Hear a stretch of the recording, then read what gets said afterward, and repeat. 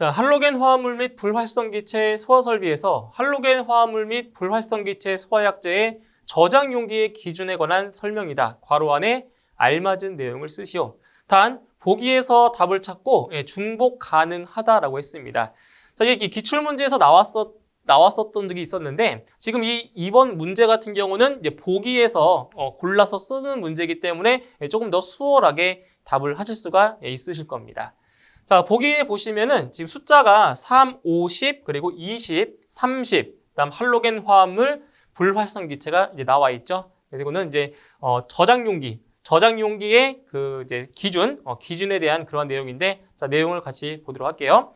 자, 일단 저장용기의 약재량 손실이 몇 %를 초과하거나 저장용기의 약재 손실이 5%를 초과하거나 자, 압력 손실이 10%를 초과할 경우에는 재충전하거나 저장 용기를 교체할 것. 자, 다만, 자, 이제 이 3번에는 이제 할로겐 화합물 소화 약제인지, 이제 불활성기체 소화 약제인지 이걸 찾아야 되는데, 바로 이거는 불활성기체 소화 약제인 거죠. 그래서 불활성기체 소화 약제 저장 용기의 경우에는 압력 손실이 몇 %를 초과할 때, 자, 이게 10%니까 여기는 뭐겠어요? 당연히 10%는 안 되겠죠. 그래서 이거는 5%입니다. 그래서 압력 손실이 5%를 초과할 경우 재충전하거나 저장 용기를 교체해야 한다. 그래서 이제 빈칸에 이제 알맞은 내용을 보기에서 골라서 이렇게 답을 채워주시면 되겠습니다.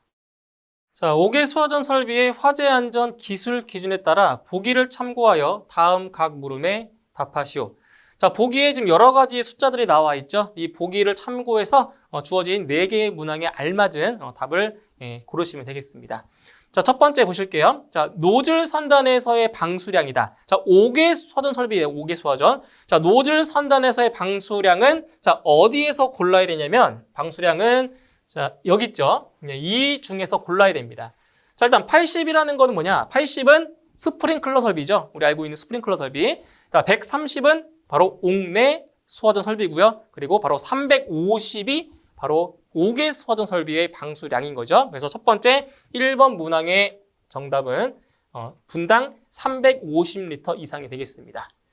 자, 그 다음 2번 노즐 선단에서의 방수 압력. 자, 방수 압력 같은 경우는 여기 3개 중에서 하나를 골라야 되겠죠. 3개 중에서 하나.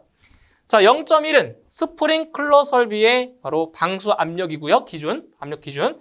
0.17은 옥내 수화전 설비의 방수 압력의 기준이고요. 그리고 0.25가 바로 5개 수화전 설비의 방수 압력 기준입니다. 그래서 2번의 정답은 얼마예요? 바로 0.25메가파스칼 이상입니다. 자, 반드시 여기 이상이라는 표현을 해주셔야 됩니다. 이거 해주셔야 돼요. 중요합니다. 해주셔야 돼요. 다음 3번. 자, 호스 접결구의 설치 높이, 지면으로부터의 높이를 물어봤어요. 그래서 설치 높이 같은 경우는 여기 3개 중에서 하나를 골라야 됩니다. 하나라기보다는 알맞은 것을 골라야 되겠습니다. 그래서 5개 수화전 설비 같은 경우는 지면으로부터의 높이가 바로 0.5m 이상 1m 이하의 위치에 설치를 하게 되어 있죠. 0.5m 이상 그리고 1m 이하다. 이렇게 골라주시면 되고요. 다음 네 번째. 자, 하나의 호스 접결구까지의 최대 수평거리. 자, 이거 주의하실 게 있어요. 자, 이 수평거리 같은 경우는 이제 어디를 고르셔야 되냐? 바로 여기 3개 중에서 하나 고르시면 되겠죠. 3개 중에 하나. 20m인지, 40m인지, 60m인지. 자, 그런데 문제에서 자, 그냥 수평거리를 물어봤다라고 하면 40m. 자, 진짜 정답은 40m인데요. 자, 그냥 수평거리를 물어봤다. 라고 하면 40m 이하로 작성을 하셔야 돼요. 자, 그런데 여기서 최대 수평거리를 물어봤기 때문에 최대값은 40m가 되는 거죠. 그래서 정답은 40m입니다. 그러니까 40m 이하라고 쓰시면 안 돼요. 왜냐면 여기 최대라는 말이 있기 때문에. 그래서 4번 정답은 40m가 정답이 되겠습니다. 여기서 이제 보기에 있는 숫자를 이용해서 주어진 4개의 문항 값들 채워주시면 되겠습니다. 자, 분당 900리터의 유체가 구경 30cm인 3000m 강관 속을 흐르고 있다. 비중이 0.85, 점성 계수가 0.103일 때 다음 각 물음에 답하시오. 자, 지금 크게 3개의 문항이 나와 있습니다. 자, 첫 번째로 유속을 이제 구하는 문제가 나와 있네요. 자, 유속을 먼저 구해 보도록 하죠. 자, 첫 번째. 자, 유속은 이제 앞에서도 우리 많이 했었던 거잖아요. 유속 구하는 거는 간단하죠. 그래서 어떤 공식을 썼었냐? 유속은 자, 최적 유량 Q는 단면적 곱하기 유속이다. 우리 이 공식으로 많이 구했었죠. 그래서 이제 V는 자, 단면적분의 유량으로 구할 수가 있고요. 자, 그다음에 이제 단면적 같은 경우는 4분의 파이 곱하기 직경의 제곱이죠. 이거분의 자, 유량 Q다. 그래서 계산을 해주시게 되면 자, 대입할게요. 4분의 파이 곱하기 자, 지금 배관의 구경이 30cm라고 했죠. 그럼 미터로換算하면 0.3m. 그래서 0.3의 자, 제곱이 되고요. 그 다음에 유량은 지금 분당 900리터라고 했어요. 그래서 리터는 세제곱미터로, 분은 초로 바꾸셔야 됩니다. 그죠? 왜냐면 이제 유량의 단위가 세제곱미터 per sec이기 때문에. 그럼 900리터면은 0.9 세제곱미터고요. 맞나요? 네, 900리터니까 0.9 세제곱미터. 나누기, 자, 1분은 60초. 그죠? 60초. 네, 이렇게 계산하셔야 돼요. 그래서 계산해 주시게 되면, 유속은 대략 0.21 정도가 나옵니다. 0.21 미터 per sec가 나오게 되는 거죠. 그래서 유량은 얼마다?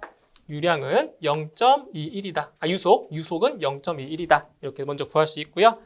자, 두 번째는 자, 레이놀주스와 그 다음에 이제 유동의 분류입니다. 측류인지 난류인지를 구분을 하셔야 됩니다. 무엇으로? 레이놀주스로 이용해서 구할 수가 있죠. 자, 첫 번째 이제 레이놀주스입니다. 레이놀주스 Re는 이거 공식인 거 알고 계셔야 돼요. 뮤분의 dv low죠. 자, 뮤분의 dv low. 이게 레이놀주스를 구하는 공식입니다. 자, 그러면 이제 문제에 나와 있는 값들을 이제 대입을 해보도록 하죠.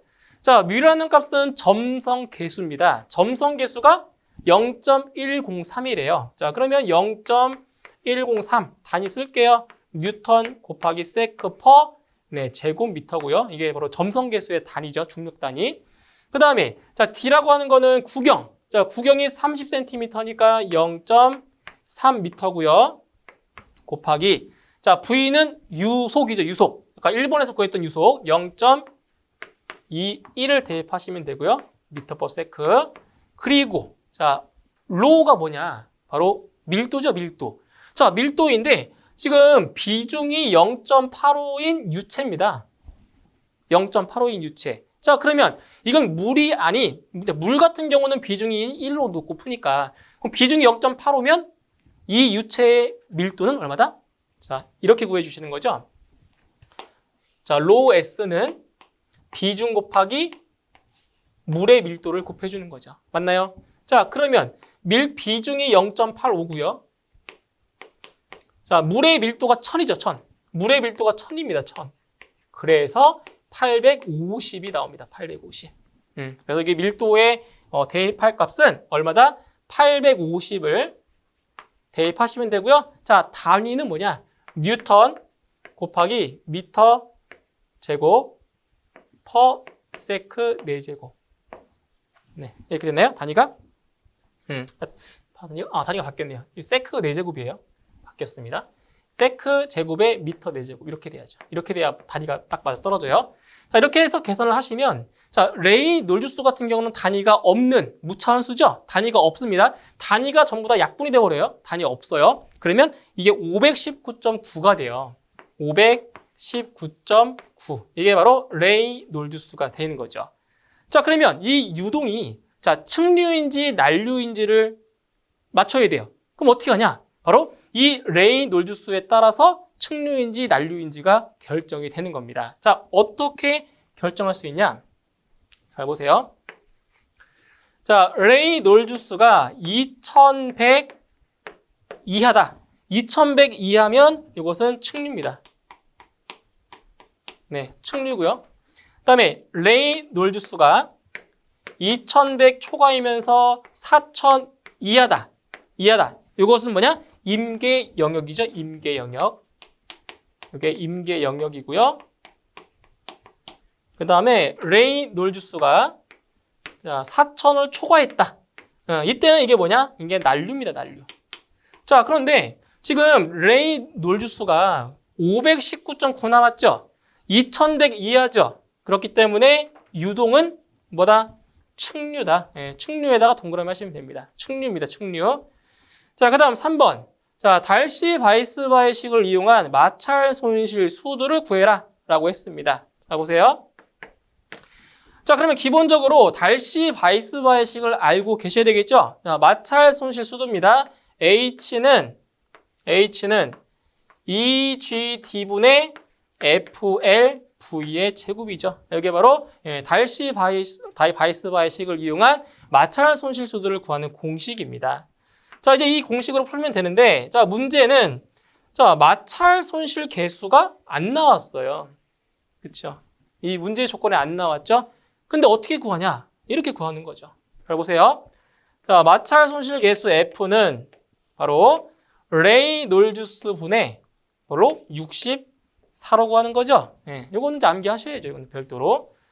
자, 그럼 레이놀주스가 519.9인가요? 519.9분의 64를 해주면, 자, 이 값이 얼마가 나오냐? 대략 0.123이 나옵니다. 0.123. 이렇게 구하셔야 돼요. 구해서 대입하셔야 됩니다. 이제 경우에 따라서 문제에 주어지는 경우가 있고요. 주어지지 않을 경우는 이렇게 레이놀주스를 이용해서 마찰 손실 계수의 값을 우리가 구해야 되는 거죠. 자, 그러면 이제 대입을 해보도록 할게요. 자, 2 곱하기, 네, G는 중력 가속도 9.8 m/s 제곱이 되고요. 자, T는 직경이죠. 구경 30cm니까 0.3m.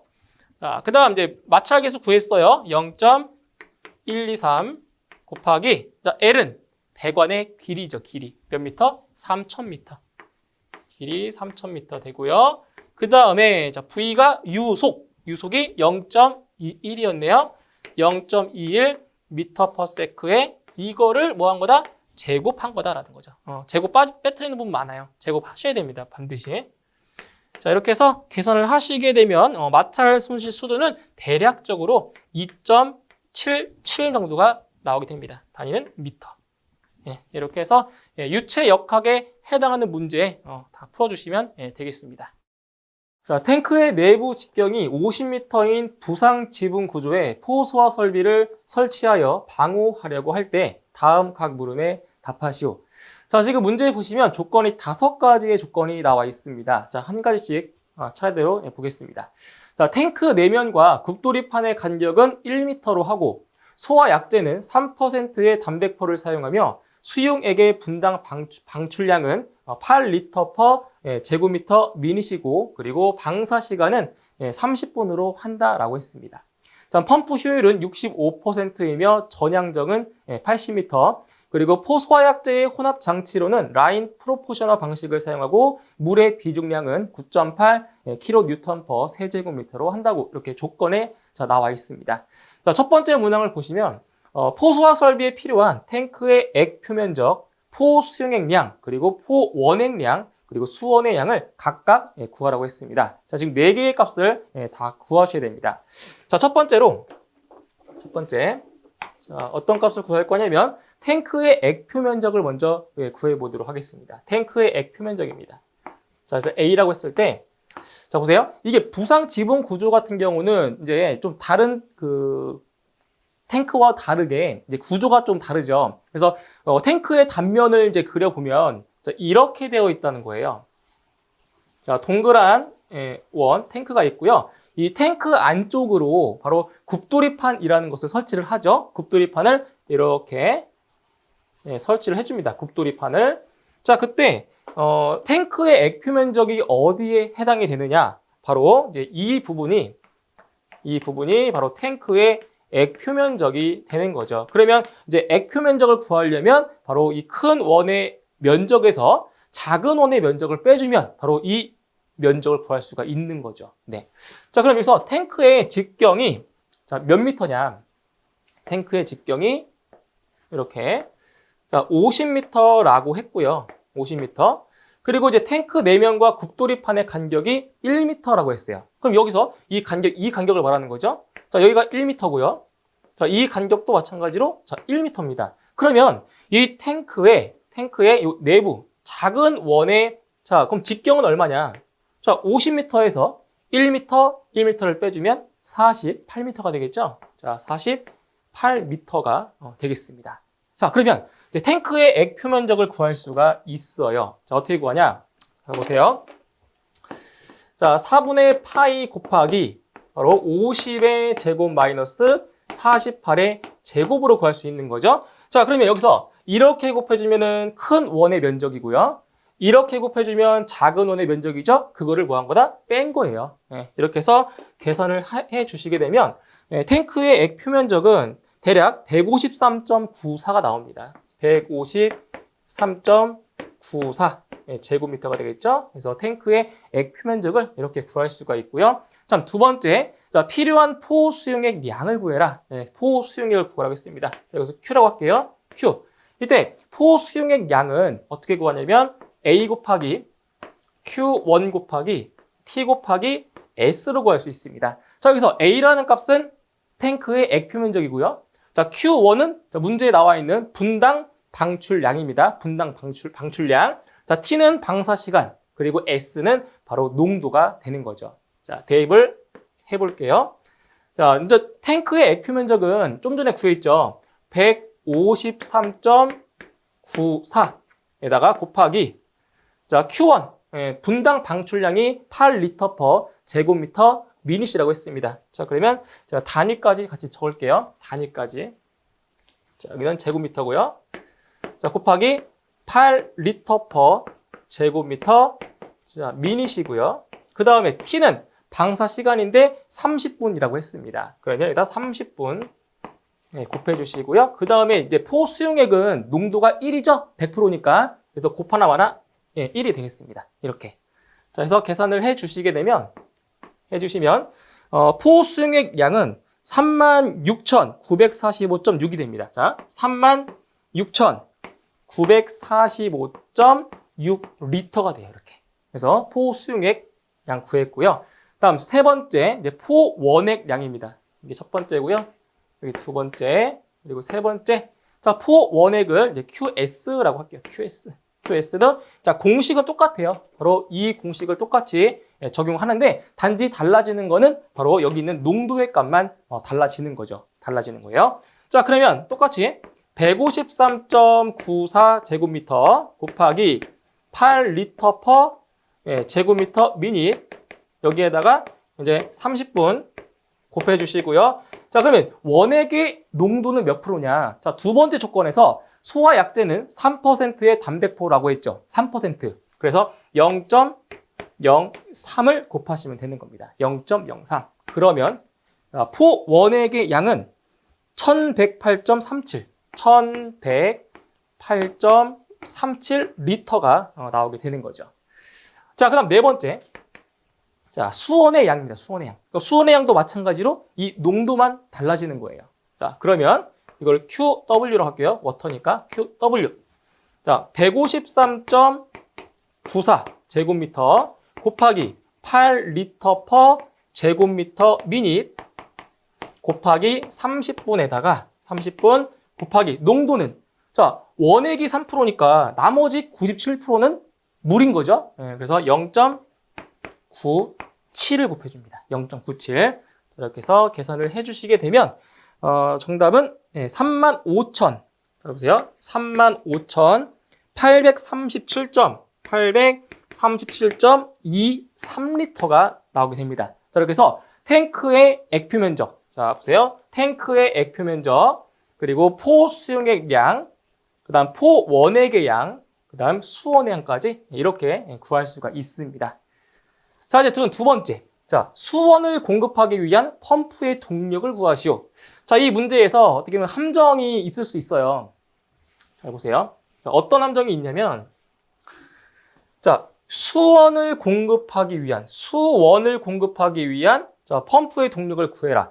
수원이라고 했으니까, 그럼 이거는 0.97 농도를 적용해야 하지 않느냐라고 이렇게 생각할 수가 있는데, 자, 수원을 공급하기 위한 펌프라고 할지라도, 그때 양은 수원의 양을 적용하는 것이 아니라 바로 포 수용액 양을 적용한다라는 거, 이거를 좀 주의하셔야 됩니다. 아시겠죠? 그래서 수원을 공급하기 위한 펌프라고 할지라도 수원의 양으로 계산하는 것이 아니라 뭘로 한다고요?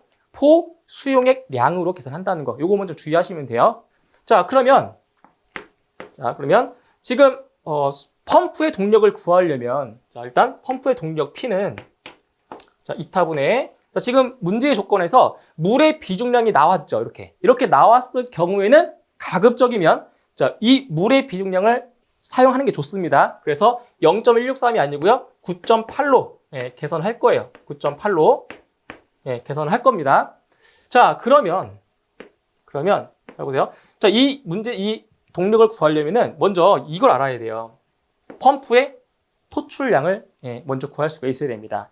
자, 근데 이 펌프의 토출량 구하려고 봤더니 자, Q는 자, 수온의 양이 아니라고 했어요. 뭐라고 했어요?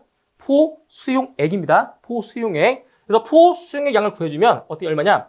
액 표면적이 아까 153.94였죠. 자, 여기에다가 곱하기 8리터 퍼 제곱미터 자, 미닛을 곱해주면 되겠죠. 근데 여기다가 지금 여기서 단위가 리터 퍼 미닛이기 때문에 이거기 때문에 방사 시간을 별도로 곱하지는 않습니다. 아시겠죠? 안 곱해요. 곱하게 돼버리면 이 분이 없어지기 때문에 그런 거죠. 자, 이렇게 하고 곱하기 농도 1을 해주면 됩니다. 1을. 자, 계산해 주시게 되면 이 값이 얼마 나오냐? 1231점. 잘 보세요. 1231.52 리터 퍼 미닛이 나오게 되는 거죠. 자, 그런데 여기서 이 펌프의 토출량을 대입할 때 단위가 리터의 단위가 아니고요. 세제곱미터입니다. 그래서 세제곱미터로 바꾸셔야 돼요. 그러면 이것은 1.23 이거 반올리면 안 되죠. 1.23 세제곱미터 퍼 미닛이 되게 됩니다. 이렇게 돼요. 이렇게 대입하셔야 돼요. 자, 그러면 자, 펌프의 효율이 얼마라고 했죠? 65%.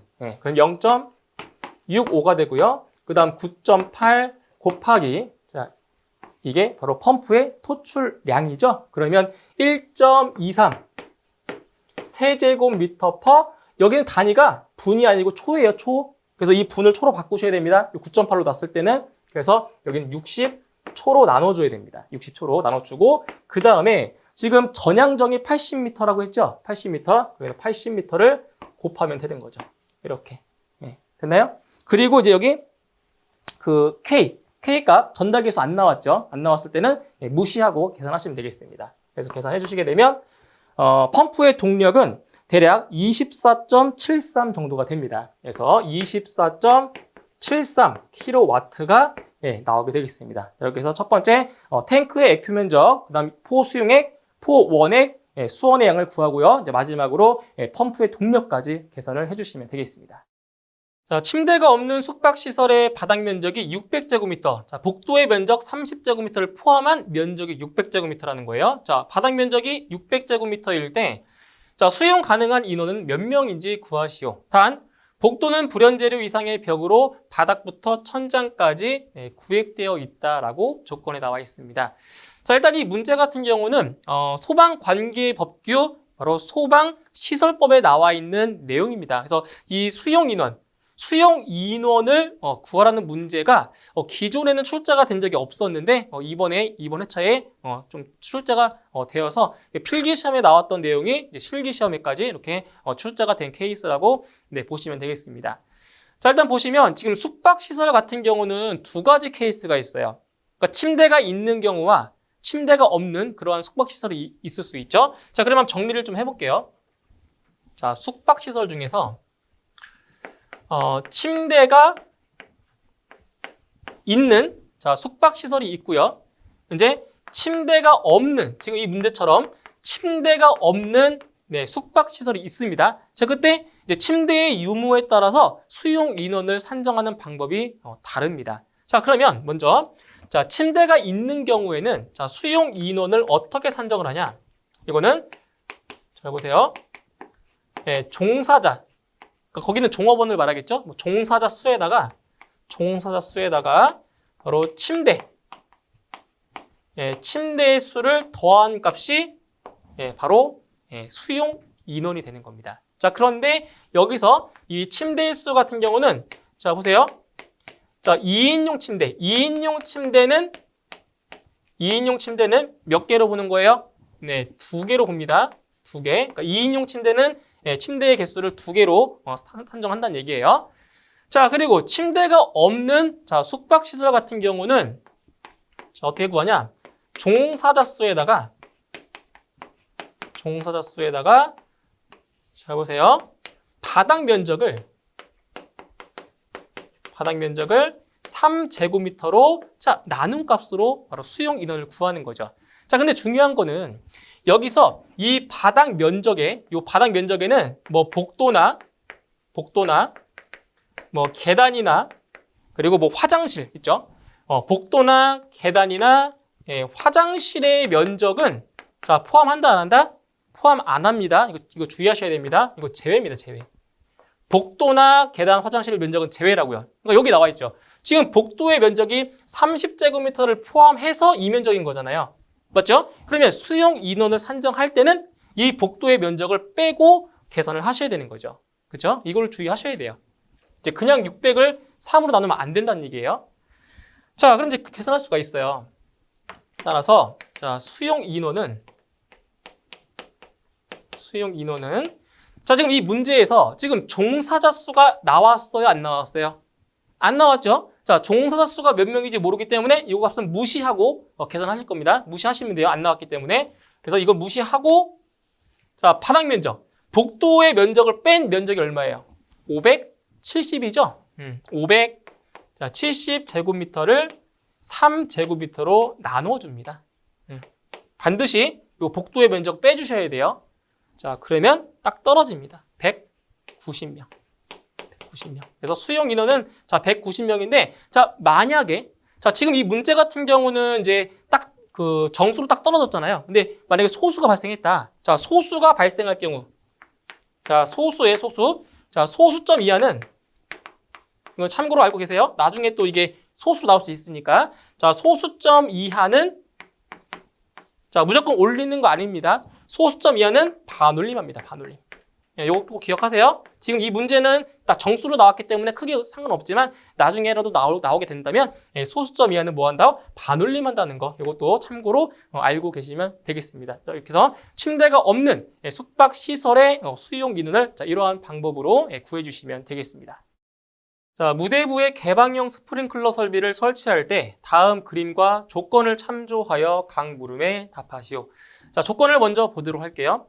자, 말단 헤드 A의 방수 압력은 0.1MPa, 이제 계기 압력이고요. 방수량은 분당 100리터라고 했습니다. 여기죠? 말단 헤드 A에서의 방수 압력이 0.1MPa, 그리고 방수량이 분당 100리터라고 했고요.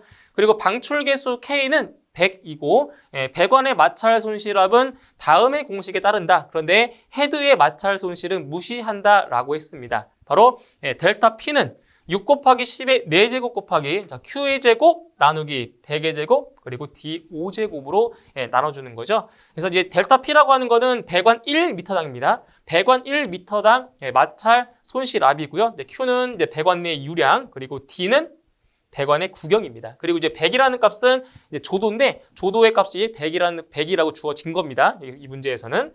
자, 그리고 배관 구경은 그림상의 파이에 있는 것으로 한다. 그래서 50파이, 40파이, 32파이, 25파이 이거를 이제 요 D 값에 대입을 한다는 그러한 조건이 있는 거죠.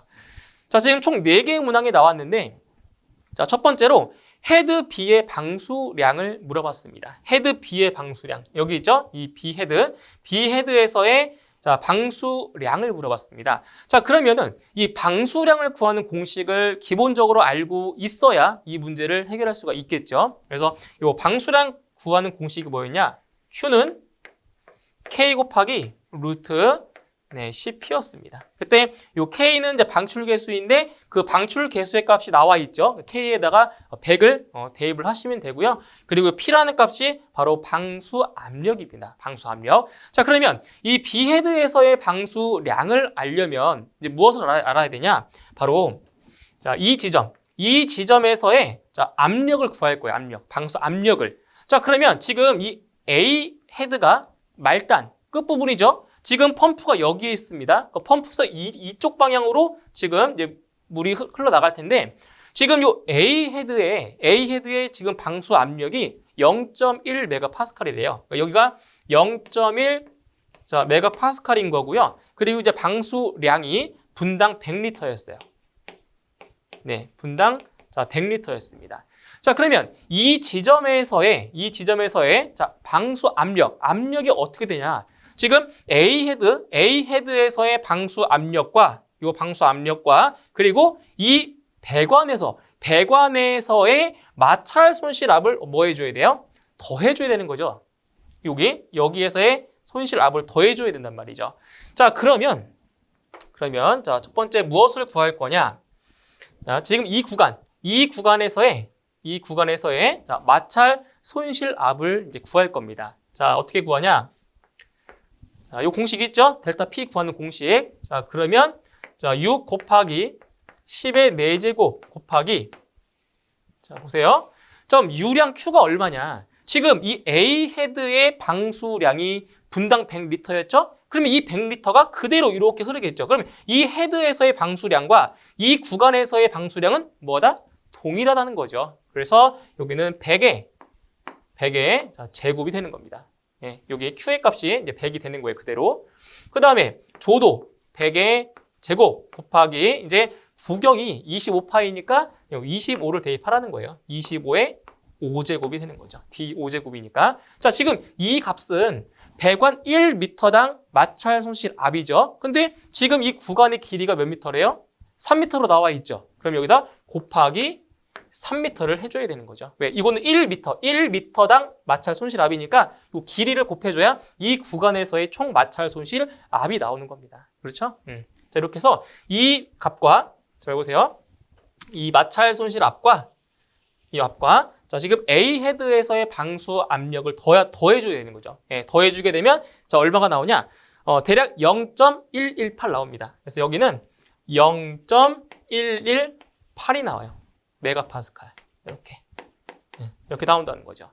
자, 그러면 이 B 헤드에서의 방수량을 구할 수 있겠죠? 이 공식을 이용하면 되는 거예요. 자, 이 공식을 이용해서 풀어볼게요. 자, 100 곱하기 루트 10 곱하기 이제 방수 압력 요 P 요 값을 대입하시는 거예요. 그러면 0.118을 대입하시면 되겠죠. 이렇게 해서 예, 계산하시게 되면 이 값은 대략 108.63 나오네요. 108.63 단위는 리터 퍼 미닛이 나옵니다. 이렇게. 그래서 요 B 헤드에서의 방수량이 얼마냐? 여기다 같이 쓸게요. 108.63 리터 퍼 미닛. 네, 이렇게 이제 구할 수가 있는 겁니다. 그럼 같은 방법으로 이제 C 헤드에서의 방수량 그리고 D 헤드에서의 방수량을 다 똑같이 구할 수가 있어요. 자, 이제 두 번째. 자, 이제 헤드 C에서의 방수량 구하라고 했죠? 그러면 이 지점에서의 뭘 구해주면 돼요? 이 지점에서의 또 압력, 예, 방수 압력 구해주면 돼요. 자, 그럼 어떻게 구하냐? 지금 여기 이 지점까지가 0.118이었죠? 그러면 이 구간에서의 방수 압력을 더해주면 되겠죠? 압력이 나오겠죠? 예, 나온단 말이에요. 그럼 여기서 또 구해줄 거예요. 자, 얼마냐? 6 곱하기 10의 4제곱 곱하기 잘 보세요.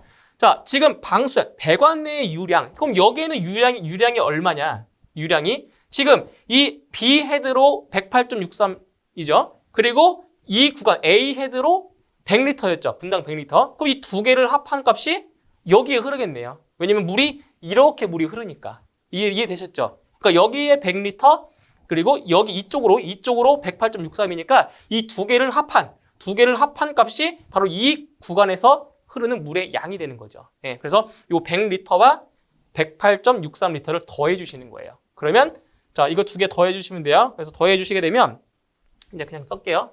100 플러스 108.63 이거의 제곱이 되는 거죠. 예, 그러니까 이 구간에 흐르는 그 유량입니다. 유량.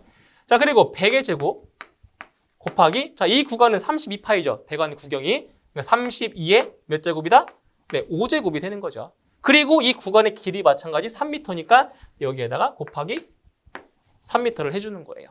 그러면 이 구간에서의 마찰 손실 압이 구해지는 거죠. 이렇게. 예, 이게 나오는 거죠. 그러면 이 지점에서의 압력은 어떻게 돼요?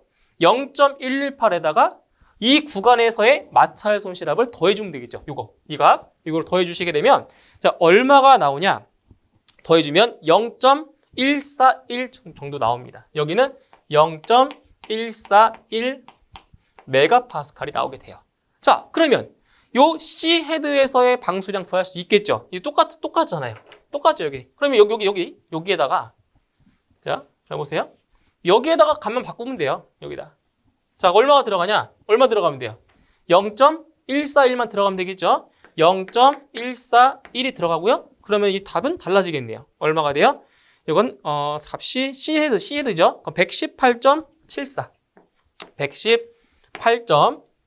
여기는 74가 나옵니다. 그래서 C 헤드에서의 방수량은 118.74 리터 퍼 미닛이 나오게 되는 겁니다.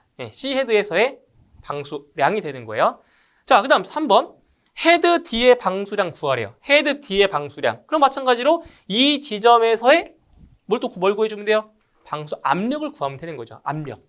그럼 이제 압력 어떻게 돼요? 그러면 이 지점에서의 압력과 이 구간에서의 마찰 손실합을 더해주면 압력이 나오겠죠. 그죠? 나오겠죠. 자, 그럼 여기를 이쪽으로 쓸게요. 이렇게 이쪽으로 올게요. 자, 얼마냐? 6 곱하기 10의 4제곱 곱하기 자 방수량 어떻게 돼요? 그럼 이 구간을 흐르는 유량은 어떻게 되겠어요? A 헤드, B 헤드, C 헤드에서 방수되는 양의 합이 되는 거죠. 그러니까 결국은 누적이 되는 거니까. 그러면 여기는 100 플러스 108.63 플러스 118.74 요거의 제곱이 되는 거죠. 자, 그리고 자 100의 제곱 곱하기 자 이 구간은 구경이 40파이죠. 그러면 40의 5제곱이 되는 겁니다. 그리고 이 구간의 길이가 몇 미터? 3미터네요.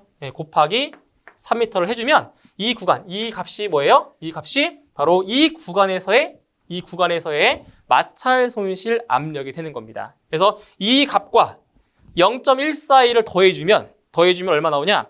대략 0.16 정도 됩니다. 그럼 이 점에서의 압력은 0.16 메가파스칼이 나오게 되는 거예요. 자, 그러면 D 헤드에서의 방수량은 또 얼마냐?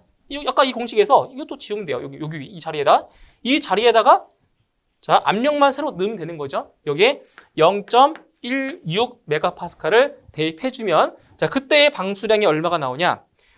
126.49가 되네요. 126.49 리터 퍼 미닛이 나옵니다. 그러면 이제 D 헤드에서의 방수량은 126.49 자, 리터 퍼 미닛이 나오게 되는 거죠. 자, A, B, C, D 헤드의 방수량 구했죠. 자, 그러면 4번에 자, 펌프의 토출량을 구해라. 자, 그럼 이 펌프에서는 그럼 얼만큼의 물을 보내야 되냐? 어떻게 하면 돼요? A, B, C, D 헤드에서 자 방수되는 물의 양을 전부 다 뭐하면 합하면 이 펌프의 토출량이 구해지는 거죠. 그래서 요 100 리터 퍼 미닛, 108.63 리터 퍼 미닛, 그리고 118.74 리터 퍼 미닛, 그다음 마지막으로 126.49 리터 퍼 미닛. 이 4개의 방수량을 뭐 해준다? 전부 다 합해주면 됩니다. 합해주면 자 얼마냐? 펌프의 토출량은 453.86 리터 퍼 미닛이 나오게 되는 겁니다. 자, 이렇게 해서 B 헤드의 방수량, C 헤드의 방수량, 그 다음 D 헤드의 방수량, 마지막으로 펌프의 토출량까지 이런 방법으로 구해내시면 되겠습니다. 자, 제한 설비의 예상 제한 구역에 대한 문제이다. 도면과 조건을 참고하여 다음 각 물음에 답하시오. 자, 먼저 문제의 조건을 같이 보도록 하겠습니다. 자, 건물의 주요 구조부는 모두 내화 구조이다. 각 실은 불연성 구조물로 구획되어 있고 통로의 내부면은 모두 불연제이고 통로 내에 가연물은 없다. 그리고 각 실에 대한 연기 배출 방식은 자, 이거 잘 보셔야 되겠네요. 네, 공동 배출 구역 방식이 아니다라고 했습니다. 자, 공동 배출 구역 방식이 아니다라는 것은 뭐다? 독립 배출 방식이라는 거네요. 맞나요? 공동 배출 구역 방식이 아니다는 것은 독립 배출 방식이라는 것을 알려주는 거고요. 그리고 각 실은 재현 경계로 구획되어 있지 않다. 그리고 펌프의 효율은 60%, 전압은 40mm 아쿠아, 그리고 동력 전달 계수는 1.1이라고 문제의 조건에 나와 있습니다. 자, 첫 번째 문항을 보실게요. 자, 각 실별 최소 배출량. 자, 그런데 주의하실 점은 단위를 좀 잘 보세요. 단위가 자, 지금 세제곱미터 퍼 아워가 아니고 세제곱미터 퍼 미닛입니다. 이 단위를 잘 보시고 계산을 하셔야 됩니다. 자, 지금 보시면은 지금 A실부터 E실까지 총 5개의 실이 있고요. 그리고 여기 가운데에 통로가 하나 있습니다. 통로가 하나가 있습니다. 그래서 첫 번째 문항에서는 A실부터 E실까지의 최소 배출량을 이제 구하라고 했어요. 자, 그럼 여기서 최소 배출량을 구하려면은 제일 먼저 어떤 기준을 보셔야 되냐면은 바닥 면적이 400제곱미터 미만인지 400제곱미터 이상인지를 먼저 파악을 하셔야 됩니다. 자, 그럼 딱 보니까 요 A, C, D, E실 같은 경우는 면적을 구해보면 전부 다 400제곱미터 미만이고요. 바로 요 B실만, 이 B실만 400제곱미터 이상입니다. 그래서 이 최소 배출량을 구할 때 B실을 제외하고 A, C, D, E실은 같은 방법으로 구할 수 있고요. 이제 B실은 400제곱미터 이상이기 때문에 다른 방법으로 최소 배출량을 구해야 되겠습니다. 이거를 좀 주의를 하셔야 돼요. 자, 그러면 이제 A실부터 이제 하나씩 구해 보도록 할게요. 자, 첫 번째 A실입니다. A실. 자, A실. 자, 지금 이제 A실 같은 경우는 딱 봐도 바닥 면적이 400제곱미터 미만이에요. 그래서 바닥 면적이 400제곱미터 미만일 경우에는 그 바닥 면적에다가 얼마를 곱해주냐?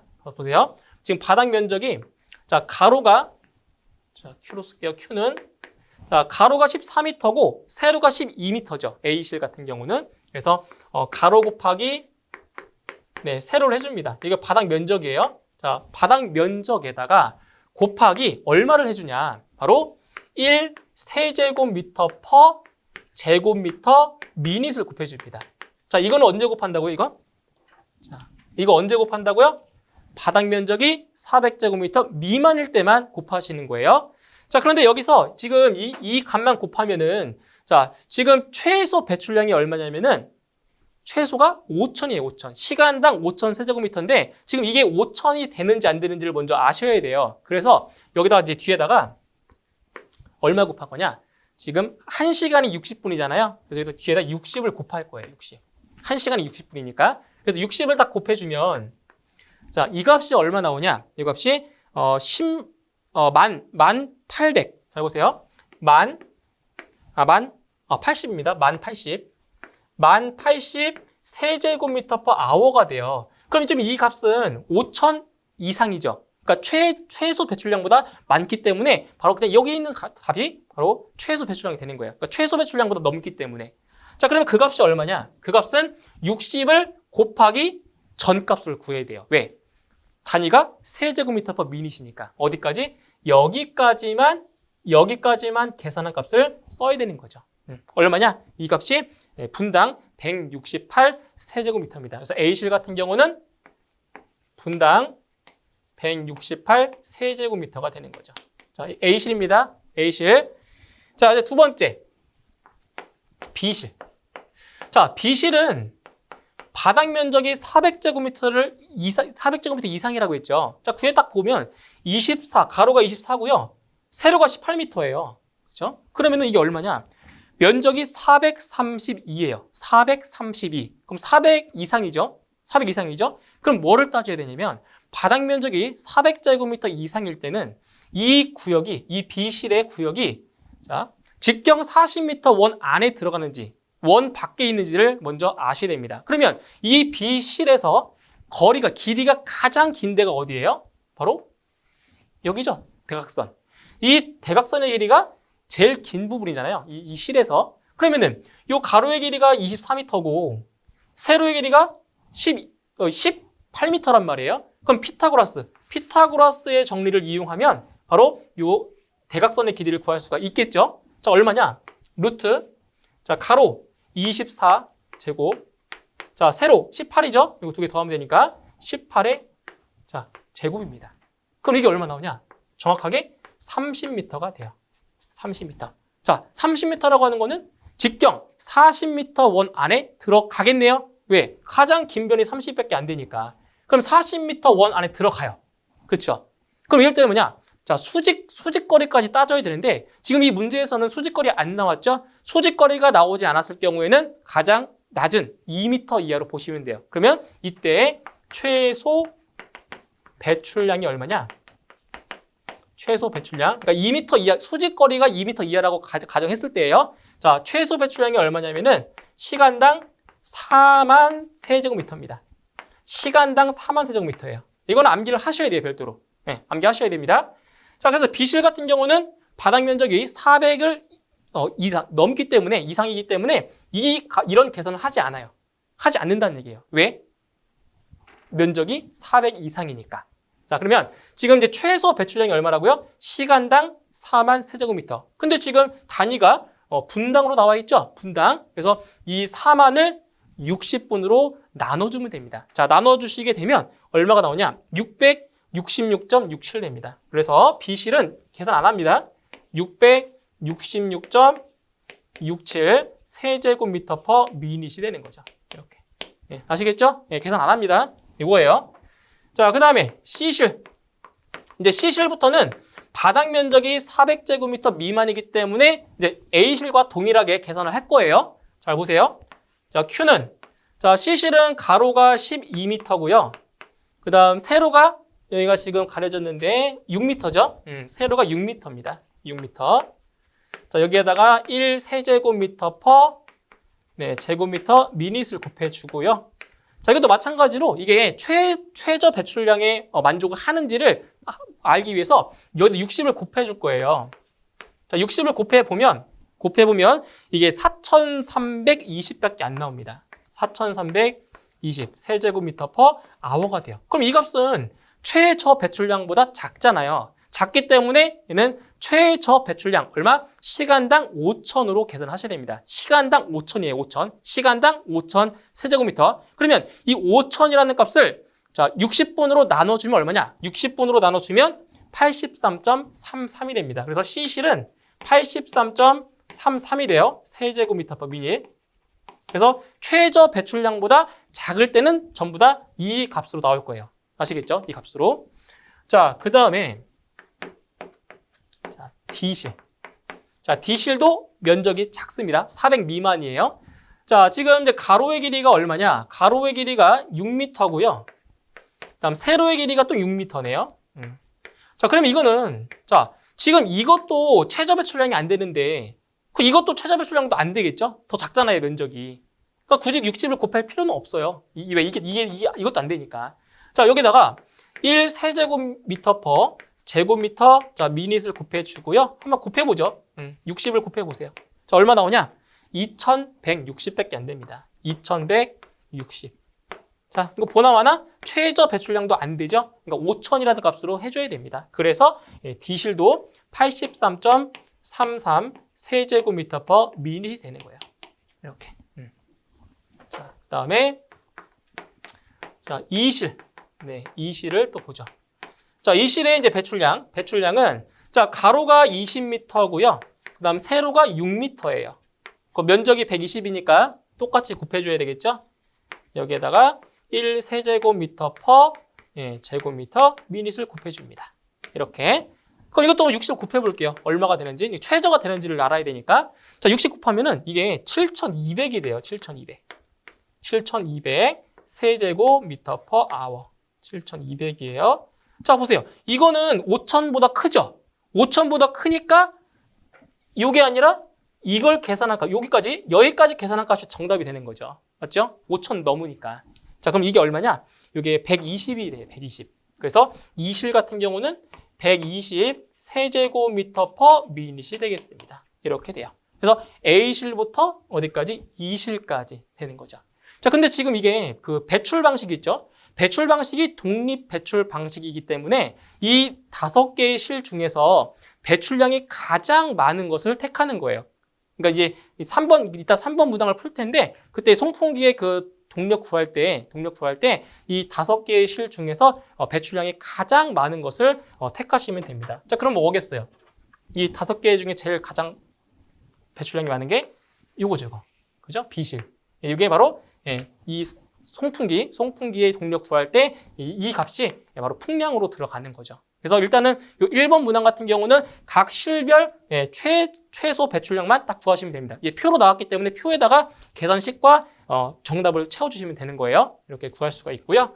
자, 그 다음에 이제 2번 문항 보도록 할게요. 2번. 자, 2번 같은 경우는 자, 법례를 참고하여 법례가 지금 어디 있냐? 여기 있습니다. 법례.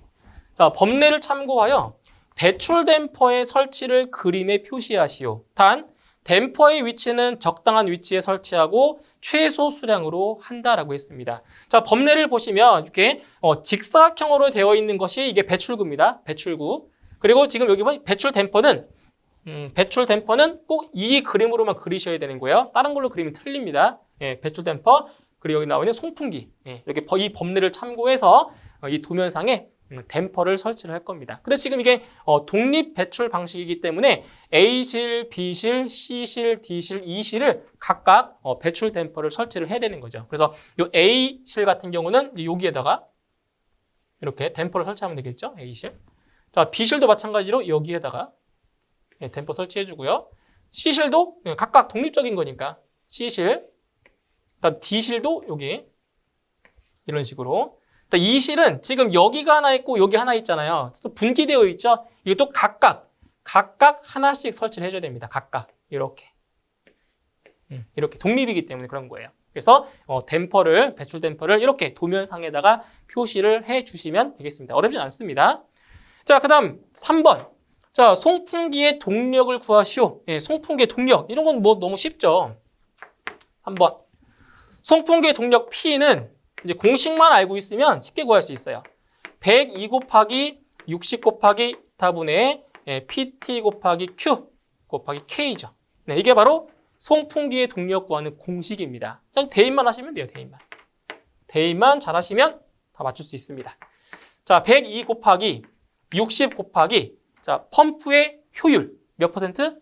60%. 그러면 0.6을 대입하시면 되고요. 다음 PT는 뭐죠? PT가 전압이 40mAh. 자, 단위 잘 보세요. 단위 잘 보셔야 돼요. 단위가 mAh니까 그대로 놓으면 돼요. 근데 만약에 단위가 다르다.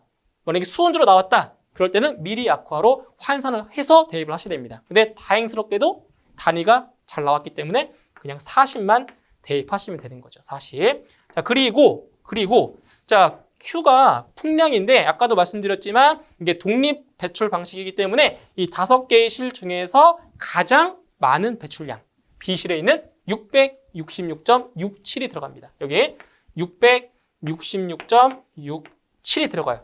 자, 단위가 세제곱미터 미닛이기 때문에 그냥 이 값이 들어오면 돼요. 단위가 똑같으니까. 자, 그리고 곱하기 자, 동력 전달 개수가 1.1이래요. 그럼 1.1을 곱하시면 돼요. 이렇게 1.1. 끝났습니다.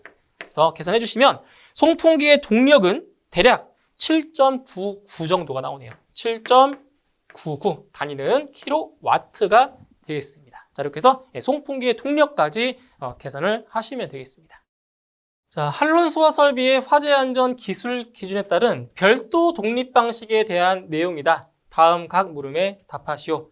자, 첫 번째, 자, 별도 독립 방식의 정의를 물어봤습니다. 별도 독립 방식. 자, 이거는 이제 화재 안전 기술 기준의 이제 정의로 나와 있는 내용을 그대로 작성을 해주시면 되는데, 자, 일단 별도 독립 방식이라는 것이 무엇이냐? 바로 보세요. 소화약제 저장 용기와 배관을 자, 방호 구역별로 독립적으로 설치하는 방식이다. 말 그대로입니다. 별도 독립 방식. 그래서 소화약제의 저장 용기와 배관을 어떻게 한다고요? 방호 구역별로 독립적으로 설치하는 방식. 자, 이제 별도 독립 방식이 아니라고 한다면은 그 약제의 저장 용기실에 다 같이 방호 구역별로 나누지 않고 전부 다 같이 그 안에다가 저장 용기를 놓은 거죠. 그게 아니라 이제 별도 독립 방식이라고 하는 거는 독립적으로 방호 구역별로 독립적인 공간에다가 바로 소화약제의 저장용기와 배관을 설치를 하는 방식이라는 거죠. 그래서 화재안전 기술 기준에 나와 있는 그 용어 그대로 작성을 해주시면 되는 부분입니다. 다음 2번. 자, 다음 빈칸에 알맞은 말을 넣으시오. 자, 내용 보도록 할게요. 자, 하나의 방호구역을 담당하는 소화약제 저장용기의 소화약제량의 최적 합계보다 그 소화약제 방출 시 방출 경로가 되는 배관의 내용적의 비율이 자, 몇 배 이상일 때? 자, 몇 배? 바로 1.5배 이상일 경우에는 해당 방호구역에 대한 설비는 별도 독립 방식으로 해야 한다. 그래서 이 괄호 안에는 1.5라는 값이 들어가면 되겠습니다. 자, 습식 유수 검지 장치를 사용하는 스프링클러 설비에서 유수 검지 장치의 작동 여부를 확인하기 위하여 시험 장치를 설치한다. 다음 각 물음에 답하시오. 자, 첫 번째 문항 보실게요. 자, 시험 장치는 어떤 배관에 연결하여 설치하는가? 자, 지금 이게 어떤 설비예요? 어떤 설비예요? 바로 습식 스프링클러 설비죠. 습식 유수 검지 장치를 사용하는 습식 스프링클러 설비입니다. 그래서 습식 같은 경우는 자, 어디에 연결해서 설치를 하느냐? 시험 장치는 바로 유수 검지 장치 2차 측 배관. 그래서 유수 검지 장치 2차 측 배관에 연결해서 설치한다라고 작성해 주시면 되고요. 다음 2번. 시험 배관의 최소 구경은 얼마인가? 자, 최소 구경을 물어봤습니다. 자, 얼마냐면 이 시험 배관의 구경은 25mm 이하죠. 25mm 이하이기 때문에 여기서 물어본 것은 최소의 구경을 물어봤기 때문에 여기를 답을 25mm 이하라고 하면 안 돼요. 최소를 물어봤잖아요. 최소. 그러니까 25mm까지만 작성을 하셔야 됩니다. 최소니까. 최소 구경은 25mm가 최소 구경이 되겠습니다. 다음 3번.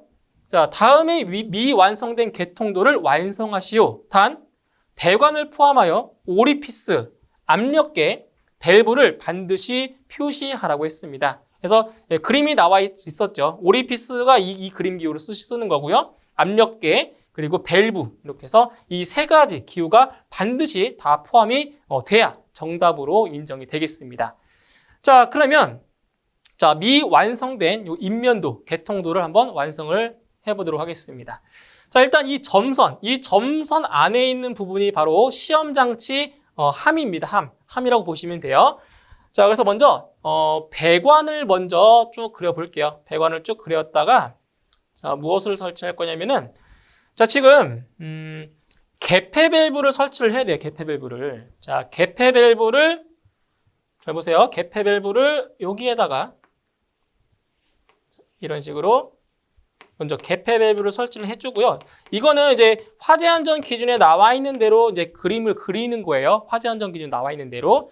그리고 이제 개폐 밸브 다음에 뭐를 설치를 하냐면은 자, 여기에다가는 이제 개방형 헤드를 이런 식으로 개방형 헤드를 설치할 수도 있고요. 근데 지금 이 문제 같은 경우에는 개방형 헤드가 아니고 이렇게 오리피스가 나왔기 때문에 개방형 헤드를 그리시면 안 되고요. 그러니까 개방형 헤드를 설치하거나 아니면 이 스프링클러 헤드와 동등한 그 방수 성능을 가진 오리피스를 설치할 수도 있는 거예요. 그래서 개방형 헤드 대신에 오리피스를 설치를 해야 됩니다. 이걸 표시라고 했으니까. 그래서 오리피스를 그림 기호에 나와 있는 대로 자, 똑같이 그리시면 돼요.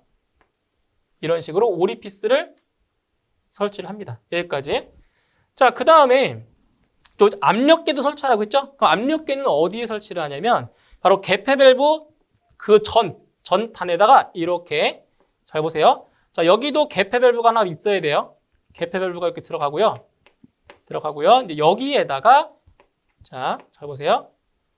압력계를 이렇게 설치를 해줍니다. 압력계. 설치해주고 자, 여기서 끝이 아닙니다. 자, 뭐로서 하냐? 지금 이게 스프링클러 설비이기 때문에 이 시험 장치에서는 뭐가 나오겠어요? 오리피스를 통해서 물이 나오겠죠. 시험 장치를 한 겁니다. 일부러 시험 장치 한 거기 때문에 물이 흘러나오기 때문에 여기에 반드시 물 바지통을 이렇게 설치해 주죠. 이렇게. 그러니까 오리피스로 나오는 물을 받아야 되잖아요. 그죠? 물 바지통을 설치를 하고요. 그리고 이 물 바지통에서 있는 물을 빼내야 되겠죠? 빼내야 되는 배수관까지 설치를 해야 되죠. 배수관. 그리고 여기는 이렇게 마무리. 이렇게 해주면 바로 시험 장치, 시험 배관 다 완성이 되는 겁니다. 그래서 이제 문제의 조건에 맞게 압력계 들어갔죠. 그리고 밸브도 들어갔죠. 그리고 오리피스 들어갔죠. 이 세 개는 반드시 들어가야 됩니다. 하나라도 안 들어가면 오답으로 처리가 될 겁니다. 이렇게 해서 미완성된 계통도 그려주시면 되겠습니다.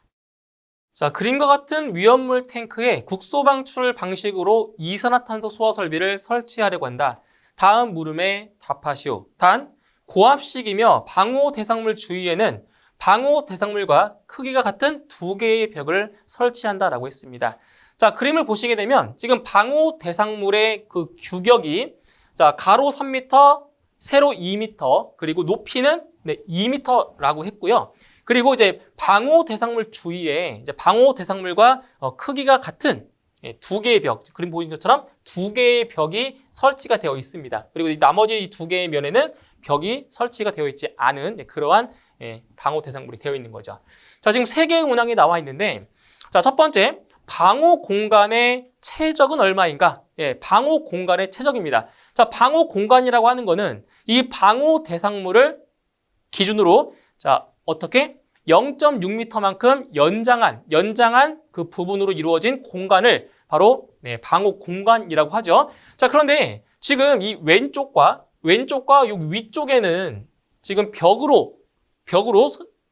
설치되어 있기 때문에 자, 공간이 없단 말이죠. 공간이 없어요. 그래서 이 공간은 어차피 바닥에도 공간이 없고, 그래서 여기는 요 가로로 0.6만, 그리고 세로로 0.6, 그리고 높이 위쪽으로 0.6만 연장을 한 부분이 바로 방호 공간이 되는 거죠. 그래서 이거를 그 입체적으로 한번 표현을 해볼게요. 입체적으로. 자, 입체로 표현을 해보면 자, 이렇게 되어 있는 거죠. 그러니까 여기가 3m고 세로가 2m, 자, 높이가 2m인 거예요. 자, 그런데 지금 어디에 벽이 설치가 되어 있냐면, 잘 보세요. 여기 왼쪽. 자, 이쪽에 지금 벽이 하나 설치가 되어 있는 거죠. 여기 왼쪽 부분에. 그리고 뒤쪽에, 여기 뒤쪽 편. 자, 뒤쪽 편에도 이렇게 벽이 또 하나가 설치가 되어 있어요. 이렇게. 뒤쪽으로. 그러면 이제 벽은 요 앞쪽, 요 앞면과 오른쪽 옆면에는 지금 벽이 없는 상태란 말이에요. 그러면 이 왼쪽으로는 연장할 수 있어요? 없어요? 벽으로 갇혀있기 때문에 공간 자체가 없다는 거죠. 공간이. 그래서 0.6m를 이쪽으로만 0.6m만큼 가산할 수 있는 거고요. 그리고 지금 이 세로 같은 경우도 뒤쪽으로 여기에 뭐가 있어요? 자, 벽으로 다 갇혀 있죠. 그렇기 때문에 뒤쪽은 공간이 또 없단 말이에요. 그래서 이는 앞쪽으로 이렇게 앞쪽으로만 0.6m를 또 가산할 수 있는 거예요. 자, 그리고 자, 여기 바닥이죠. 바닥은 밑에 또 바닥이니까 공간이 없죠. 그러니까 당연히 바닥도 0.6m 연장할 수가 없는 거고요. 이제 위쪽으로 이렇게 0.6m를 가산할 수가 있는 겁니다. 자, 그러면 자, 지금 방호 공간의 최적을 물어봤으니까 자, 그럼 가로의 길이가 얼마냐? 가로의 길이. 자, 방호 공간의 최적입니다. 자, 가로의 길이는 3m에서 0.6m를 가산했으니까 3.6m가 되는 거고요. 그 다음에 이 세로의 길이는 이 2m에서 0.6m만큼 가산했으니까 2.6이 되겠죠? 자, 그리고 높이는 자, 위쪽 방향으로만 0.6이 연장됐으니까 위쪽에도 2.6이 되는 거죠. 그래서 이걸 계산해 주시게 되면 그 방호 공간의 최적은 24.34 정도가 나옵니다. 24.34 단위는 세제곱미터고요. 그래서 방호 공간의 자, 최적을 구했고요. 다음 두 번째, 자, 소화약제의 저장량은 얼마인가? 소화약제의 저장량. 자, 그런데 이게 보세요. 이게 어떤 방식이냐? 전역 방출 방식이 아니고요. 바로 국소 방출 방식이에요. 국소 방출 방식이고 그 다음에 이게 고압식이다. 라고 나왔습니다. 자, 공식이 있죠? 자, 공식이 있어요. 자, 소화약제의 양은 자, V. 자, V가 뭐냐면 바로 방호 구역의 최적입니다. 방호 공간. 방호 공간의 자, 최적에다가 자, 얼마를 곱해주냐? 바로 8 6 곱하기 라지 A분의 자, 스몰 a를 곱해주고요. 그리고 여기 뒤에다 얼마 곱해주냐? 지금 뭐예요? 저합식이 아니고 고합식이죠? 그래서 고합식 같은 경우는 1.4배, 저합식은 1.1배를 해주는 거예요. 고합식은 1.4배, 저합식은 1.1배. 근데 지금 고합식이니까 1.4배를 해주는 거죠. 1.4배. 이제 방호 공간의 지금 최적은 아까 1번 문항에서 구했죠. 이 값이 그대로 들어오면 되고요. 자, 그럼 문제는 요 라지 a와 스몰 a가 뭐냐? 자, 그러면 이 스몰 a라고 하는 거는 방호 대상물 주위에 설치된 벽 면적. 자, 이 스몰 a는 뭐라고요? 방호 대상물 주위에 설치된 벽 면적이고요. 그 다음 요 라지 a는 뭐냐? 라지 a는 방호 공간에 설치된 벽 면적입니다. 방호 공간. 아시겠죠? 그러니까 스몰 a가 방호 대상물, 라지 a가 방호 공간. 방호 공간입니다. 자, 그러면 지금 일단 벽이 설치가 되어 있기 때문에 이 값을 구해야 돼요. 그런데 벽이 설치되어 있지 않다라고 하면 이 스몰 a가 0이기 때문에 이 값을 구할 필요가 없어요. 하지만 지금 벽이 두 개가 설치가 되어 있어서 요 라지 a와 스몰 a의 값을 둘 다 구해 주셔야 됩니다. 자, 그러면 스몰 a부터 구해 보도록 할게요. 스몰 a. 자, 스몰 a가 뭐라고요? 방호 대상물 주위에 설치된 벽 면적. 자, 그럼 어디냐? 여기 있죠. 여기 왼쪽에 하나 있고 오른쪽에 하나가 있죠. 그럼 이 그림으로 볼게요. 이 그림으로. 자, 하나는 이 면적이고요. 이 면적. 자, 나머지 하나는 여기 뒤에 있는 면적. 이게 바로 벽입니다. 벽. 그렇죠? 예, 벽이죠. 자, 그러면 이 면적부터 볼게요. 지금 요 길이가 2m예요. 그리고 이제 2m는 여기는 2m죠. 2m, 2m. 자, 그러면 2 곱하기 2 곱하기 면이 몇 개 있어요? 하나가 있는 거죠. 1면. 이렇게 쓸게요. 보기 쉽게. 자, 플러스. 자, 뒤에 있는 면은 자, 요 가로가 3m죠. 높이가 2m죠. 몇 개 있어요? 한 개 있죠. 그러면 3 곱하기 2에다가 이것도 면이 한 개, 한 면. 이렇게 되는 거예요. 그래서 스몰 a의 값은 얼마 나오냐? 바로 10제곱미터가 나오는 거죠. 그리고 스몰 a의 값이 10이라는 값이 되는 거예요. 자, 그 다음에 그럼 라지 a는 뭐냐? 라지 a는 방호 공간의 벽 면적이라고 했습니다. 방호 공간이에요. 자, 그러면 여기에서 지금 방호 공간이니까 지금 벽이 여기랑 뒤쪽에 지금 벽이 설치가 되어 있단 말이에요. 그러면 위에서 바라다본 모습을 한번 그려볼게요. 위에서 바라다본 모습이에요. 위에서 이렇게. 자, 위에서 지금 바라다본 이 모습입니다. 이 모습. 근데 지금 벽이 여기에도 설치가 되어 있고 여기도 설치가 되어 있단 말이에요. 그러면 0.6m씩 연장한 이렇게. 자, 원래는 벽이 이만큼만 있지만 방호 공간이라고 하는 거는 0.6m씩 가산한 거라고 했어요. 연장한 거라고 했어요. 그럼 벽이 이렇게 연장이 되고요. 자, 그럼 이 뒷면에 있던 벽도 이렇게 0.6m가 연장이 돼서 이렇게 되는 거죠. 자, 그러면 이제 어떻게 만들어지는 거냐? 이런 공간이 만들어지는 거죠. 이렇게 공간이 새로 만들어진 거예요. 그러니까 이쪽 왼쪽과 위쪽은 공간이 지금 만들어지지 않는 거잖아요. 그렇죠? 자, 그러면 이제 길이가 어떻게 되냐? 길이가 잘 보세요. 여기는 얼마가 돼요? 길이가 3.6m였죠. 여기는 길이가 얼마였어요? 2.6m인 거죠. 그리고 높이도 2.6m죠. 2.6m. 자, 그러면 이제 라지 a는 뭐라고요? 라지 a는 방호 공간에서의 벽 면적이라고요. 자, 그러면 이쪽에 있는 부분과 이쪽에 있는 부분의 면적은 똑같죠? 또 이쪽에 있는 부분의 면적과 이쪽에 있는 부분 면적 똑같겠죠? 왜? 가로 길이 똑같으니까 3.6, 3.6, 2.6, 2.6 똑같잖아요. 자, 그럼 보세요. 잘 보세요. 여기 먼저 볼게요. 여기 먼저. 자, 그러면 얼마냐? 3.6m. 그리고 높이가 2.6이죠. 여기 공간이니까 2.6m. 높이 2.6. 자, 이거 몇 개 있어요? 이런 게? 몇 개 있어요? 앞쪽에 하나 있고 뒤쪽에 하나 있고. 그렇죠? 그러니까 두 개면. 자, 플러스. 그다음에 양쪽에 있는 거예요. 자, 2.6m에다가 높이 2.6m죠. 그러면 2.6m 곱하기 2.6m 몇 개 있다고요? 양쪽으로 두 개의 면이 있다는 거죠. 자, 근데 이렇게 보셔야 돼요. 지금 이게 벽이 설치가 되어 있다라고 하더라도 위쪽으로는 공간이 있기 때문에 바로 이 라지 a를 구할 때는 총 4개의 면으로 다 구하셔야 돼요. 그런데 이 스몰 a를 구할 때는 실제로 설치된 이 벽 면적만 구하시는 거예요. 아시겠죠? 근데 방호 공간 같은 경우는 라지 a를 구할 때는 이 벽이 설치가 되어 있다고 하더라도 그 공간으로 다 면적은 구하셔야 돼요. 이렇게 4개의 면을 다. 아시겠죠? 이거 주의하셔야 돼요. 그래서 이거를 이제 계산하시게 되면 자, 라지 A의 값이 32.24가 됩니다. 32.24 제곱미터가 나오는 거죠. 자, 그러면 자, 구할 수가 있겠네요. 자, 소화약제의 저장량은 자, 일단 방호 공간의 최적이 24.34였고요. 곱하기 8 마이너스 6 곱하기 자, 라지 A가 32.24였고요. 그리고 스몰 A가 10이었어요.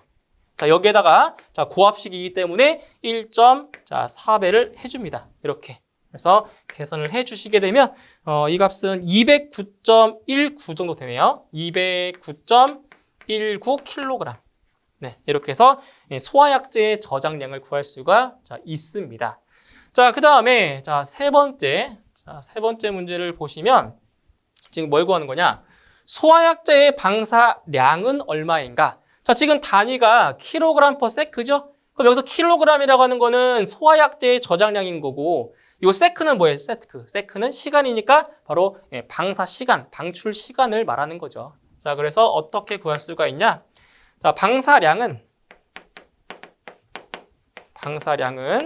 자, 아까 2번 문항에서 구했죠. 소화약제의 저장량이 얼마 나왔어요? 209.19 나왔죠? 209.19 자, 킬로그램이 나왔고요. 자, 그럼 방사 시간은 얼마냐? 자, 이산화탄소 소화 설비죠. 국소 방출 방식이죠. 위험물 탱크죠. 그러면 몇 초? 30초 이내에 방사가 돼야 되는 거죠. 30초 이내에. 그래서 여기는 30초로 나눠주시는 거예요. 아시겠죠? 이건 암기하셔야 돼요, 별도로. 네, 30초라는 거. 30으로 나눠주시게 되면 네, 이 값은 대략 이거 계산하시면 6.97, 네, 6.97 kg per sec가 나오게 되는 겁니다. 이렇게 해서 네, 소화약제의 방사량까지 구할 수가 있습니다.